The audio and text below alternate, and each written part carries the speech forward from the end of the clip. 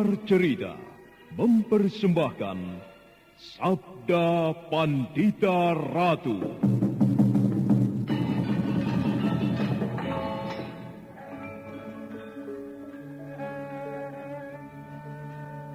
Ana tulis sing yuang widi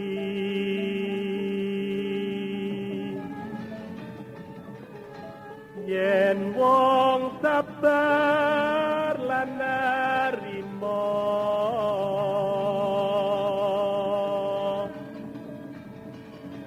kinanjar dawa umure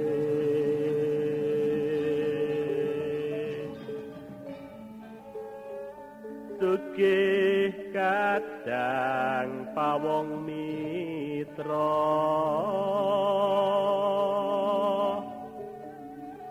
kinate ing somo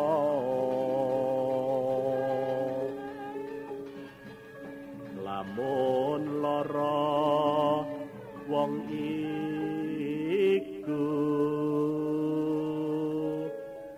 gampang gone antuk tombo.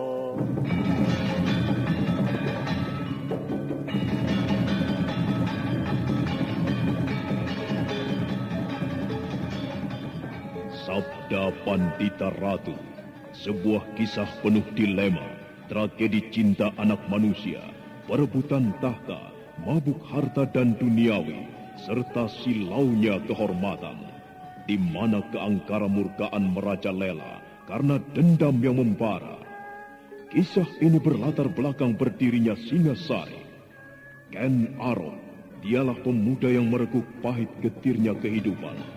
Namun sebenarnya, dialah yang harus melaksanakan sabda-sabdanya. Perjalanan sengsaranya adalah awal untuk meraih keberhasilan, untuk menuju kejayaannya di saat Singasari berdiri.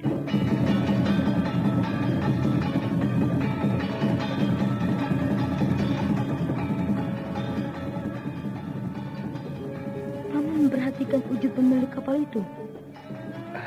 Iya, orang itu bernama Barat Maut. Mengapa? Dari mana Paman bisa mengetahui namanya? Di antara anak buahnya ada yang menyebut nama itu.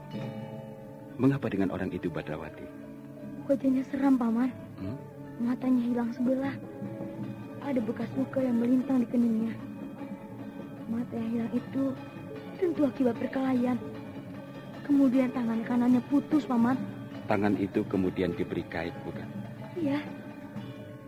Ada bekas darah yang mengering pada kaitan itu, Paman. Tidakkah Paman memperhatikan hal itu? Darah yang mengering itu artinya orang itu tentu sering menggunakan kaitannya untuk melukai orang, Paman. Dan bahkan mungkin untuk membunuhnya.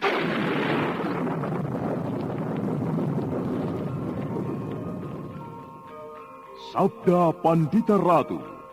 Naskah ditulis oleh Pondra Swasti Langit, diolah oleh Agung Bahrodi, didukung oleh artis-artis terkemuka, Ferry Fadli, Eli Ermawati, M. Abud, Ivone Rose, dan lain-lain. Teknik dan montase, Ibing Arifin, dengan sutradara, Dian Pertiwi. Sabda Pandita Ratu. Kali ini dalam episode ke-24 dengan judul Sepak Terjang Pemetik Kembang.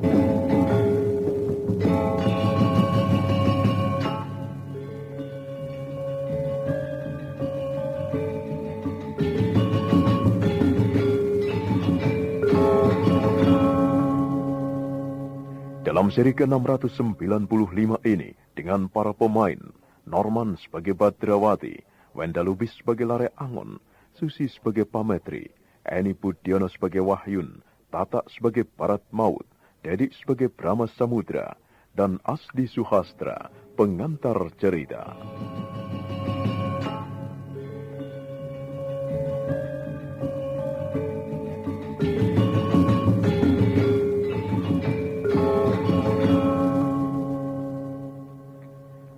Badrawati dan Lare Angon terus berjalan mengendap-endap, menyelinap dengan gesit. Kedua orang itu kemudian telah berada di atas geladak lagi. Beberapa orang anak buah kapal nampak sibuk dengan kegiatan masing-masing. Mereka semuanya bersenjata. Badrawati memandang ke arah kain layar yang tergulung. Badrawati kemudian menggamit Lare Angon.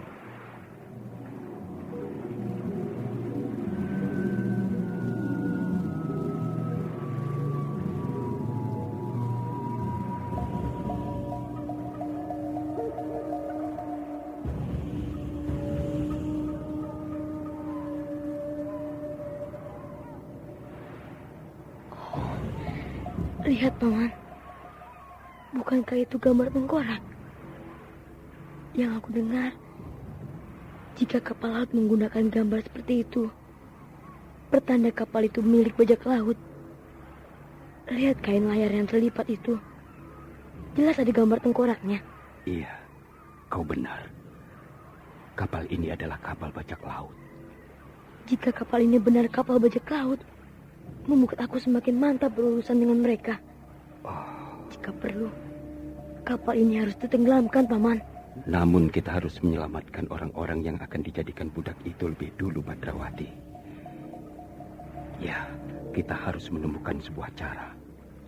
Nampaknya kita harus menunggu orang-orang yang sedang ditidurkan itu bangun, Paman. Iya, itulah yang sedang aku pikirkan, Badrawati. Mereka tidur dalam keadaan yang tidak lumrah dan tidak bisa dibangunkan. Paman, diam.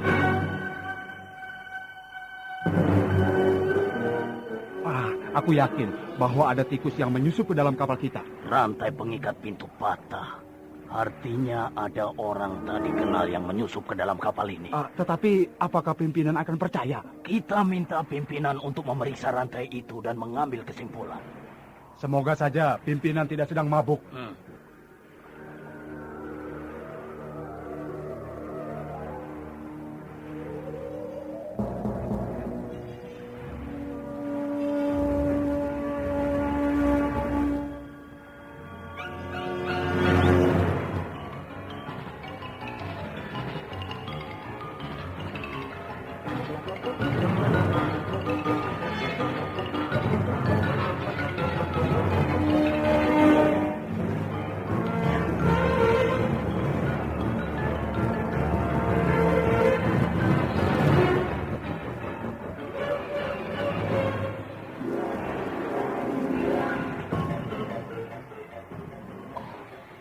Nampaknya kehadiran kita sudah diketahui, Paman.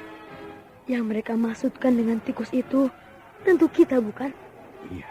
Apakah kita tidak berusaha mencegah apa yang dilakukan oleh orang itu? Ia tentu akan melaporkan kepada pimpinannya, Paman. Biarkan saja, Badrawati. Kita lanjutkan mencari dua orang gadis yang lain. Aku yakin kedua gadis itu tentu tidak ditidurkan seperti yang lain. Di sana.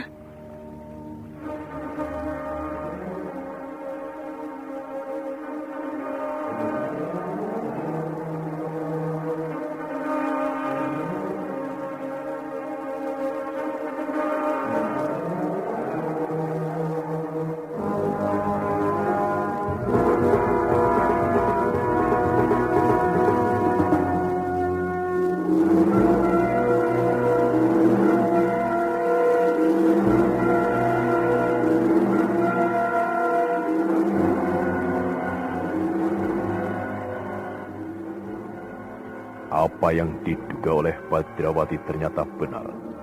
Ketika mereka berdua berhasil memasuki sebuah bilik, nampak dua orang gadis yang menggigil ketakutan. Keduanya sama sekali tidak berpakaian dan terikat pada kursi kayu. Hal itu menyebabkan Badrawati terpaksa keluar dari ruangan itu. Lare Angon segera melepaskan ikatan mereka dan dengan segera memungut kain serta dilemparkannya kepada kedua gadis malang itu. Dengan ketakutan mereka berdua berpakaian.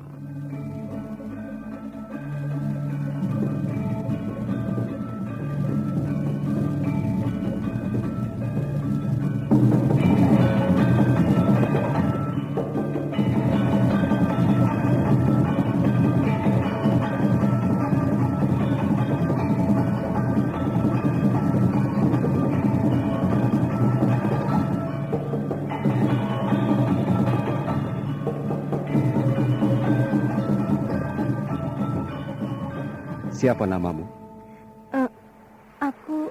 Aku Pametri. Dan kau?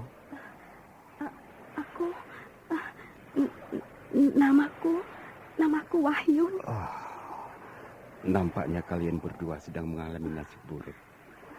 Apakah nahoda kapal itu memperkosa kalian? Benar. Tolonglah aku. Aku takut. Aku ingin pulang. Aku dan keponakanku sedang berusaha untuk membebaskanmu. Bukan saja kalian berdua, akan tetapi juga yang lain. Di dalam kapal, aku menemukan sekitar 85 orang lelaki yang tertidur bergelimpangan. Juga 25 orang gadis. 27 dengan kalian berdua. Kalian tahu akan dibawa kemanakah kalian? Aku tidak tahu. Kalian dan juga teman-teman kalian yang lain itu akan dijual sebagai budak belian. Apakah kau bisa menjelaskan dengan cara bagaimana pemilik kapal itu membuat orang-orang yang akan dijadikan budak itu tertidur? Ki Brahma Samudra itu yang mengendalikannya. Mengendalikan? Mengendalikan bagaimana maksudmu?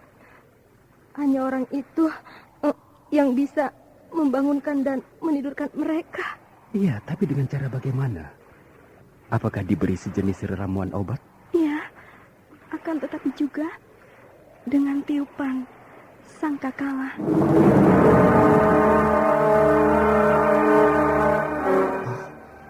Dengan tiupan sangkakala? Jika orang itu meniup sangkakalanya, orang-orang yang tertidur itu dibangunkan. Gila. Lalu apakah orang-orang itu tidak ada yang menyadari keadaannya?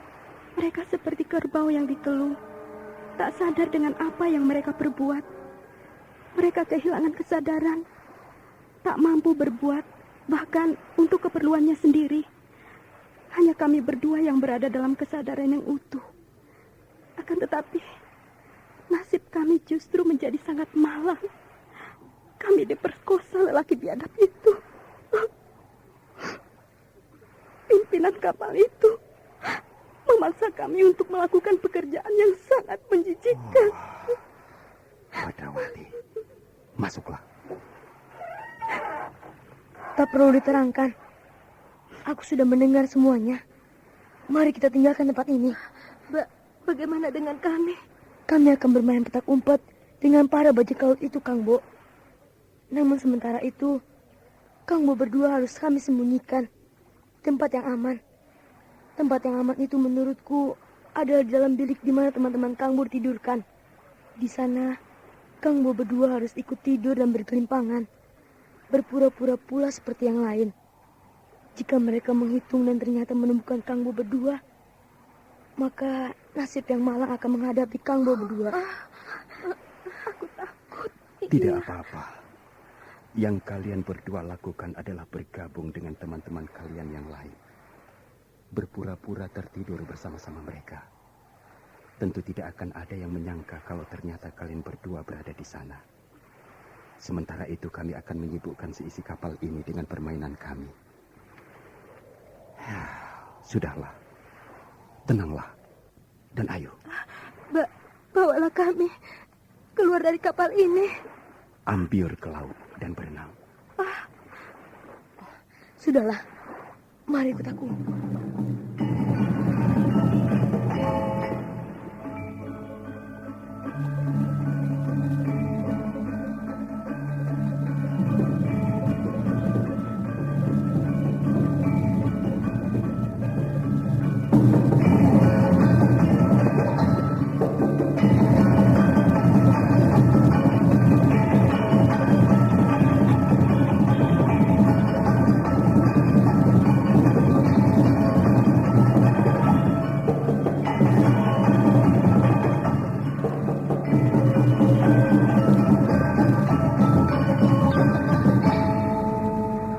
Sementara itu, Ki Brahma Samudra, pimpinan kapal yang baru saja datang itu, terkejut ketika salah seorang anak buahnya melaporkan adanya orang tak dikenal yang ternyata berada di dalam kapal.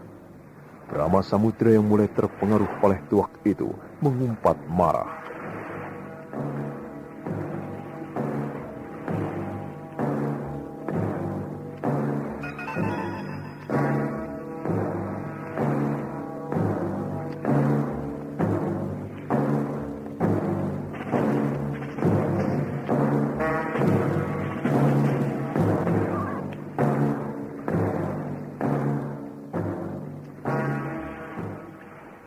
Ulangi sekali lagi laporanmu.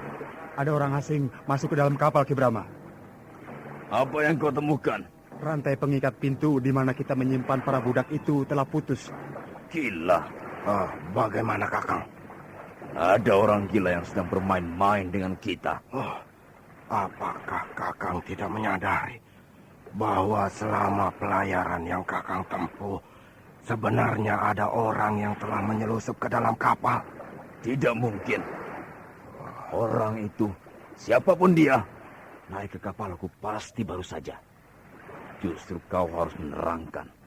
Mengapa demikian aku sampai di sini? Ada hal semacam ini, Barat? Aku tidak tahu, Kakang. Rasanya tidak ada yang mencurigakan selama aku menunggu di tempat ini. Mari kita periksa bersama di Barat Maut. Iya, mari Kakang.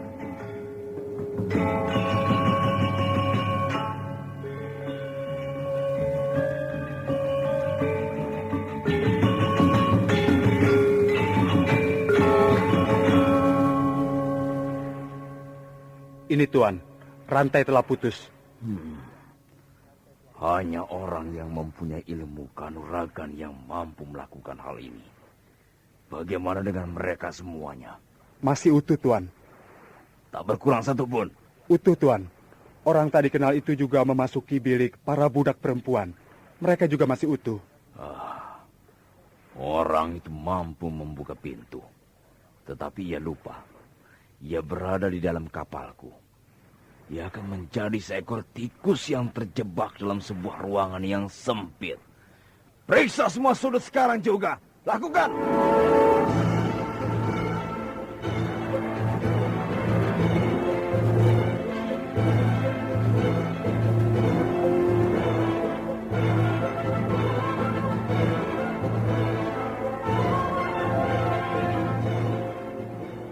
Para awak kapal yang bersenjata itu segera mencabut senjata masing-masing yang rata-rata adalah golok berbilah panjang.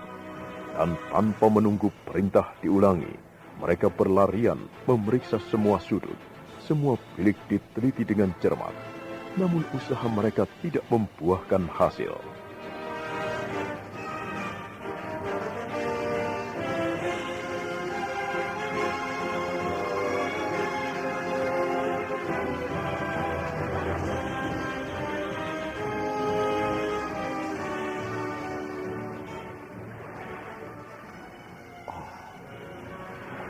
Mereka semuanya mencari kita, Badrawati.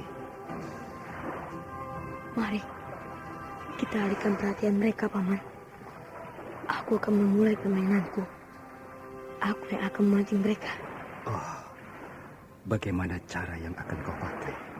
Paman akan melihatnya nanti.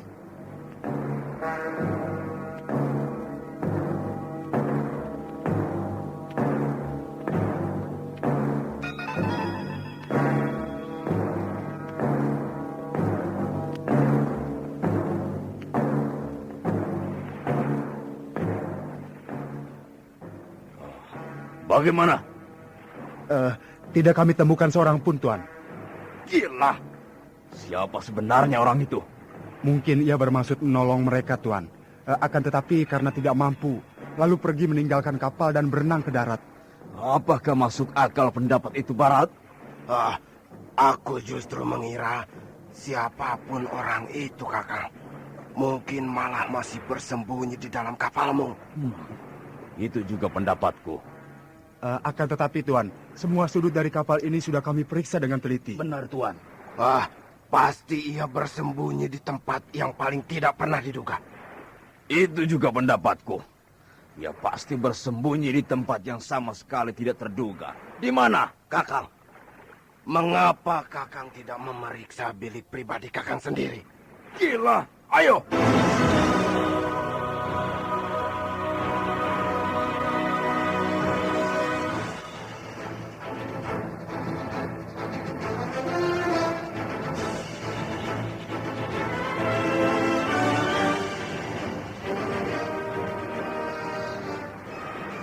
Betapa marahnya Brahma Samudra manakala melihat bilik pribadinya telah morat-marit tidak karuan.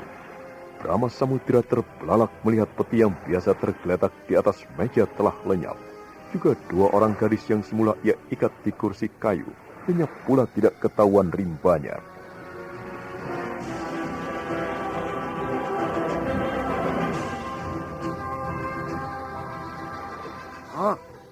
Gila! Keparat! Benar-benar!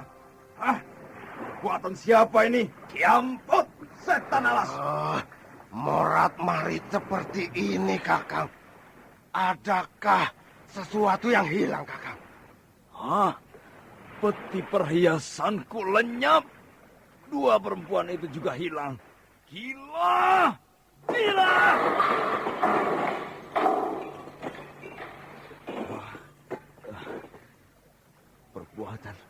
Perbuatan siapa ini?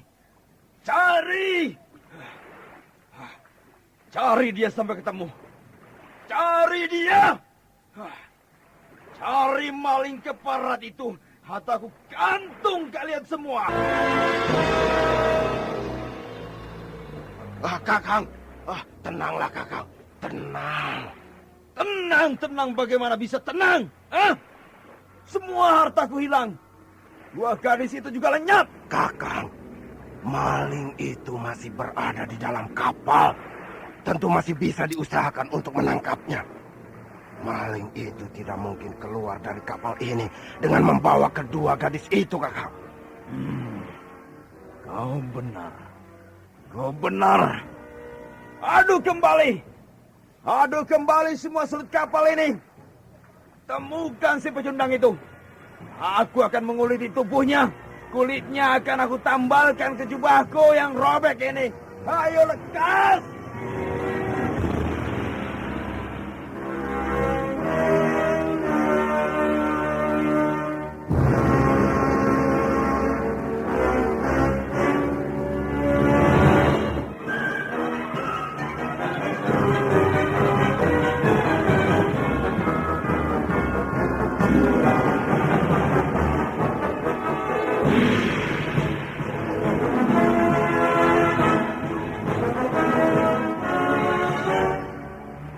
Para anak buah kapal itu sekali lagi bergerak. Dengan kemarahan yang menular di antara sesama temannya, mereka kembali meneliti semua sudut kapal. Tentu saja bukan suatu hal yang sulit bagi Lare Angon untuk menyembunyikan diri dari mereka sambil melihat perkembangan yang terjadi.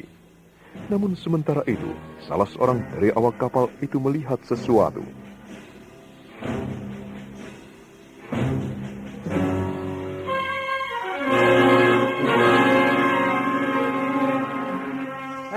Lihat itu. Mana? Itu yang berada di ujung tiang kapal. Oh, gila. Ada orang di sana. Ya, cepat. Kita laporkan Nakoda.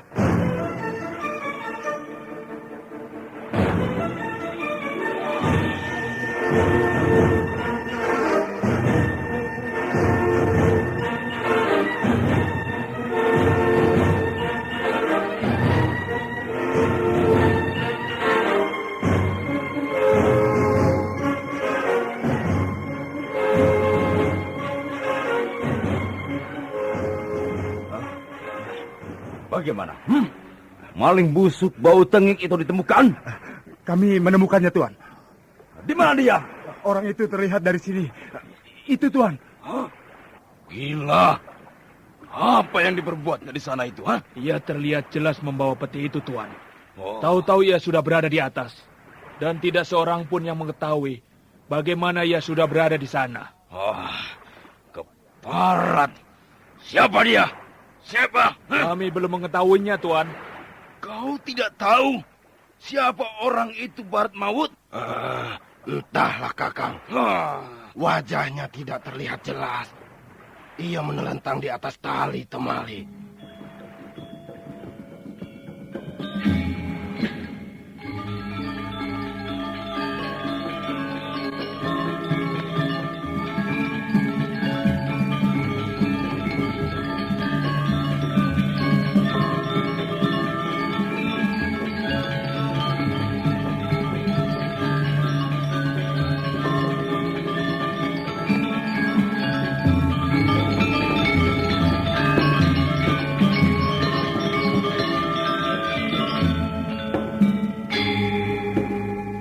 Dalam keremangan malam, Ki Brahma Samudra melihat dengan jelas ada seseorang yang berada di puncak tiang kapalnya. Orang itu seperti kera yang menggodanya. Brahma Samudra melihat orang yang tidak jelas wajahnya itu memegang sebuah peti. Peti itu adalah tempat di mana dia menyimpan kekayaannya. Brahma Samudra menggigil marah. Dia bergegas dengan langkahnya yang lebar, turun ke geladak.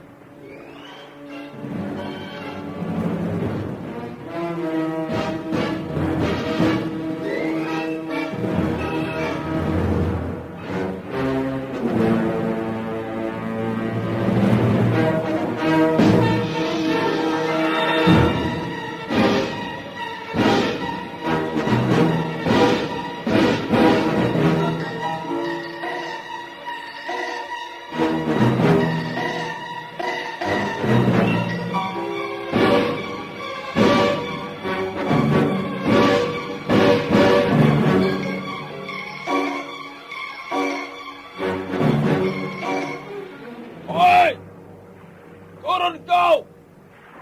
Siapa kau, ha? Turun kau! Tidak dengarkah kau? Turunlah! Kau sudah terkebung. Kau tidak bisa kemana-mana. Kau tidak mungkin bertahan di situ selamanya. Turun! Ayo turun! bocah! Turun! Turun, monyet! Turun! Ayo turun! Gila, orang itu tidak mau menjawab. Gila, dia tidak mau menjawab. Tunggu, Kakang. Hah? Aku seperti mengenalnya. Siapa dia, Barat Maut? Ia masih bocah, Kakang. Bocah? Ya, Bocah katamu? iya. Perhatikanlah dengan baik, Kakang. Kakang akan melihat ia memang masih bocah. Kau benar. Ia masih bocah. Lalu siapa dia kalau kau merasa mengenalinya? Tadi ada salah seorang lelaki yang akan menumpang kapalku menuju ke Nusa Kambangan, Kakang. Bocah itu adiknya. Nampaknya dia. Setan nalas. Beberapa orang dari kalian naik, panjat tiang itu. Paksa bocah itu turun. Kalau perlu, bunuh dia. Paksa dia turun, seret dia. Akan aku bakar tubuhnya dan kemudian aku buang ke laut agar menjadi santapan ikan-ikan.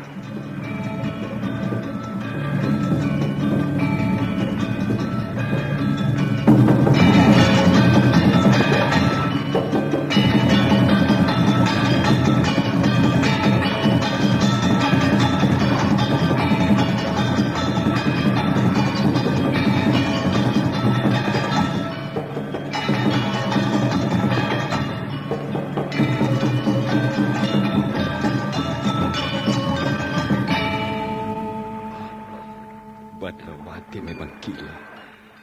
Ia tiba-tiba sudah berada di sana dengan peti di dalam pelukannya. Ya, peti itu aku sempat melihatnya. Semula berada di dalam bilik pimpinan bajak laut itu. Wah, kalau sudah seperti itu, sulit sekali membedakan antara Badrawati dengan seekor kera. Benar-benar telah menjadi munyuk dia. Oh, bukan munyuk. Munyuk terlampau kecil. Sebutan yang sesuai untuk tingkahnya adalah beruk. Iya. Seekor beruk yang nakal. Iya.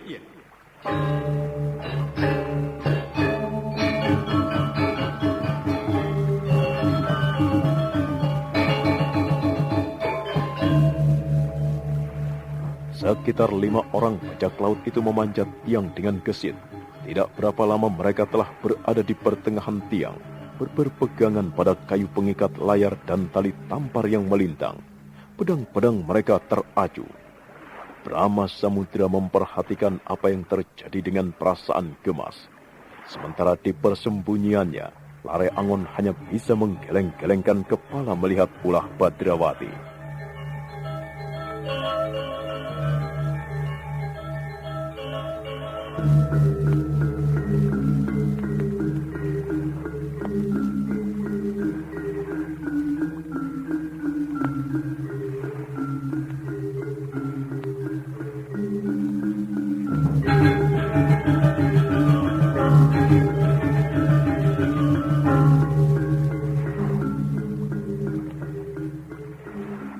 Hei, apa yang akan kau lakukan itu?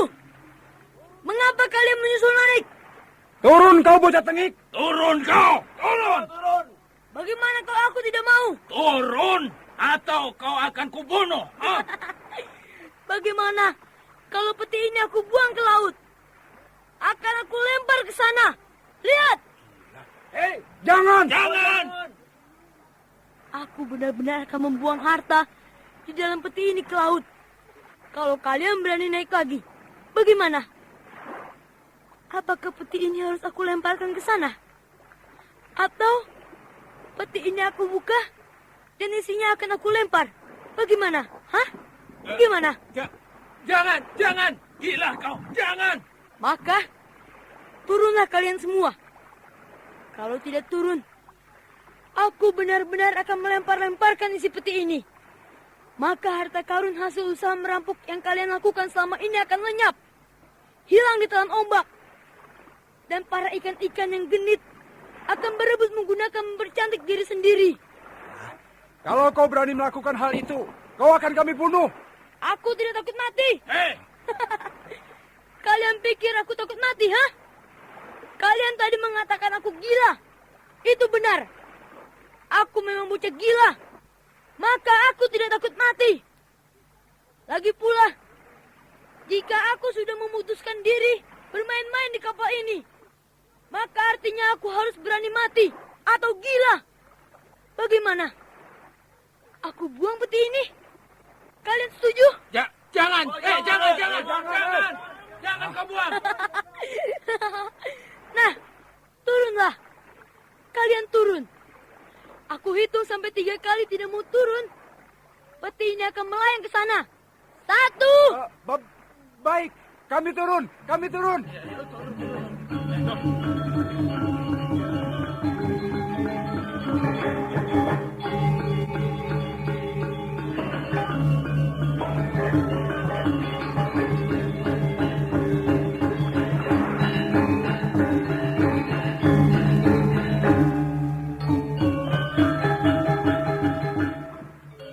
Bagaimana? Bocah itu mengancam akan melemparkan peti yang dipegangnya ke laut, Tuan. Gila! Ya, nampaknya ia tidak main-main dengan ancamannya, Tuan. Traju mana? Panggil Traju kemari! Panggil Traju cepat! Traju, kemari kau. Apa yang harus aku lakukan? Traju, kau masih menguasai ilmu memanah itu, bukan? Kau masih menguasai kemampuan membidik dengan baik, kan? Masih. Benda apapun tidak akan ada yang bisa menghindar dari sambaran anak panahku. Bagus. Lepasi anak panah bocah itu dari tempat tersembunyi. Aku ingin bocah itu tercungkal dari sana. Baik, Tuan.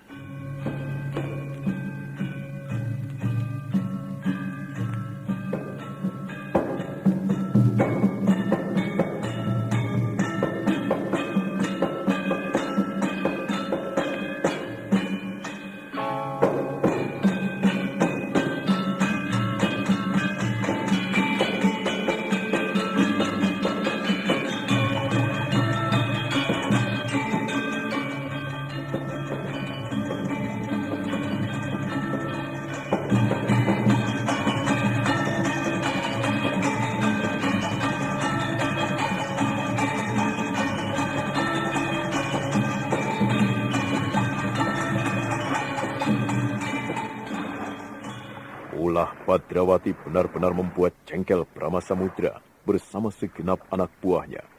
Bocah itu dengan gesit mengayun dari tali tampar satu ke tali tampar yang lain. Dan dengan gesitnya pula berjumpalitan di atas kayu melintang yang terletak di tempat paling atas. Sekali-kali tangan kanannya menggaruk-garuk pantat seperti kera. Traju telah mempersiapkan diri dengan sebaik-baiknya.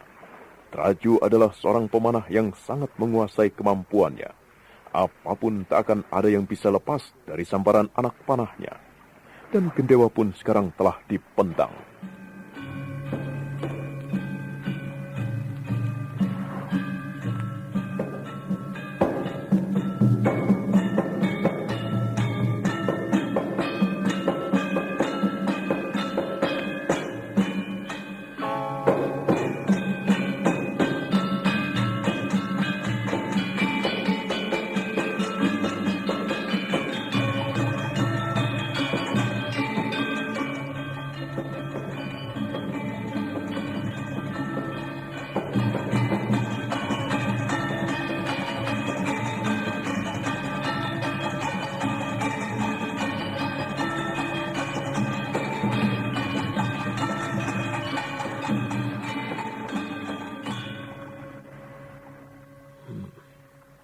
Apapun tidak akan ada yang bisa menghindar dari anak panahku. Aku akan membidik tangan bocah itu. Dan peti yang dipegangnya tentu akan terjatuh di atas geladak.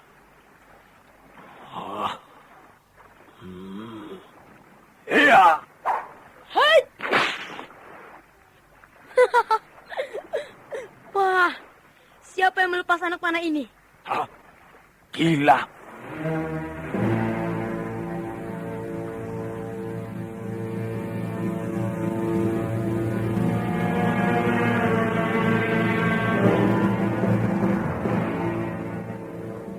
Wah, anak panah. Siapa yang baru saja melepas anak panah dan nyaris mengenai pantatku? Gila. Bocah itu mampu menangkap anak panahku dengan sebuah cambuk. Wah, aku tidak melihat kapan bocah itu memegang cambuk. Tahu-tahu di genggaman tangannya telah tergenggam sebuah cambuk. Dan dengan cara yang aneh menyambar anak panah serta membelitnya. Hei! Perbuatan pengecut siapa ini? Siapa yang melepas anak panah? Ayo mengakulah. Kalau tidak mengaku, aku buang peti ini ke laut. Aku akan melepas anak panah sekali lagi. Akan aku arahkan langsung ke punggungnya. Iya. Hei! Gila. Wah, kau rupanya yang melepaskan anak panah. Terima ini. Hiya!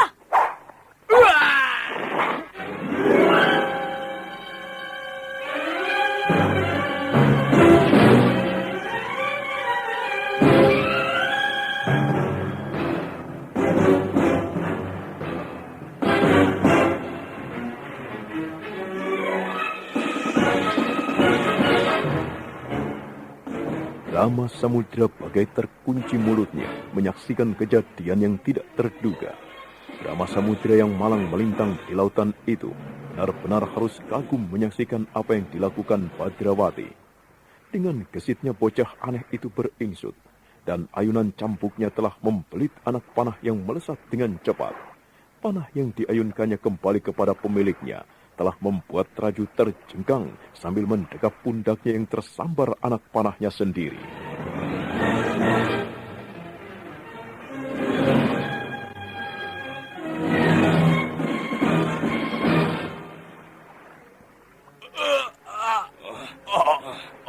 Siapa sebenarnya bocah itu, Barat Maut? Aku tidak tahu, Kakang. Yang aku tahu, tadi ia bersama seorang lelaki dewasa menemuiku untuk menumpang naik kapalku menuju Nusa Kambangan.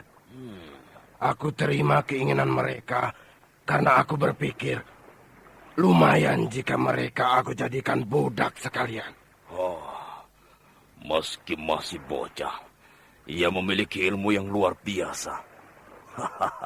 Menyenangkan sekali kalau ia bisa menjadi milikku, mengabdi kepadaku. Anak kecil, turunlah. Kalau sudah turun, lalu bagaimana Paman Barat Maut? Kita berbicara, nak. Mengapa tidak Paman saja yang naik kemari?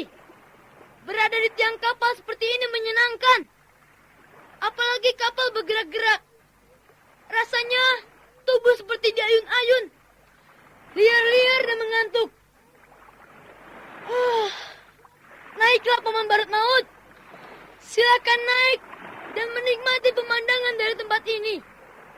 Bintang-bintang bertaburan banyak sekali, Paman. Nak, siapa namamu? Namaku Badrawati. Badrawati, dengarlah.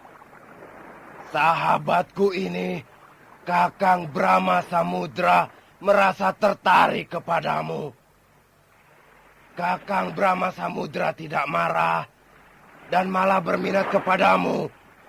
Ayolah, turunlah, Le. Wah, berminat bagaimana, Paman?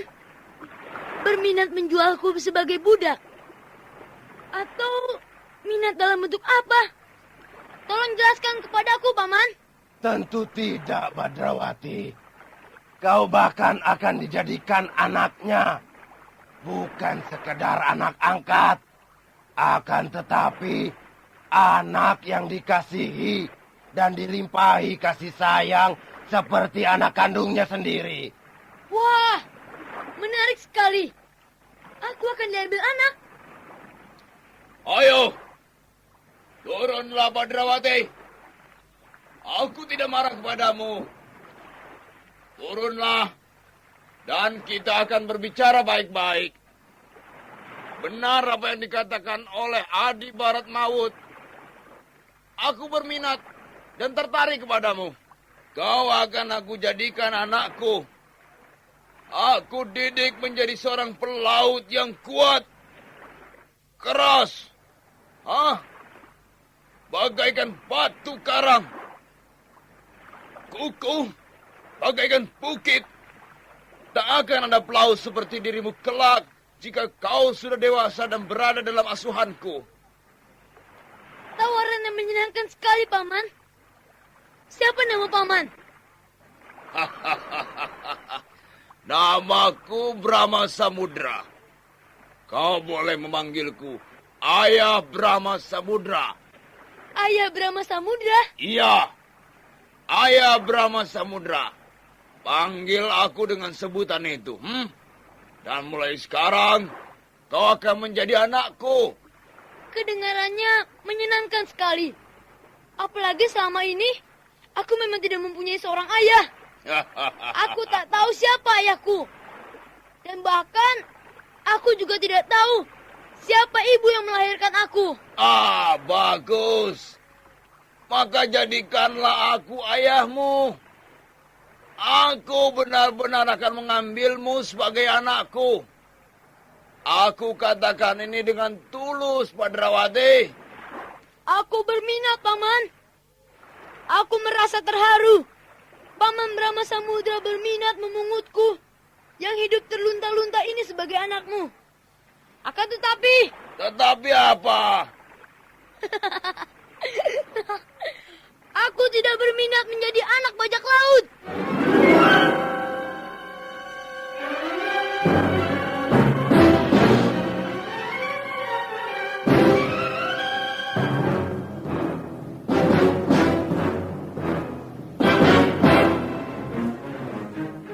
Brahma Samudra terlambat mengartikan kata-kata Badrawati. Namun demikian dia mengerti apa yang dimaksud Badrawati. Maka kemarahan yang tiada terkira serasa meretakkan dinding kepalanya. Sementara di persembunyiannya, Nare Angon menggeleng-gelengkan kepala dan tersenyum melihat ulah bocah pemilik Raja Kalacakra itu. Ki Barat Maut dan beberapa awak kapal yang lain bagaikan patung batu di tempat masing-masing. Nah, apa yang akan dilakukan oleh Brahma Samudra? Dan bagaimana ulah Badrawati, si bocah nakal itu selanjutnya?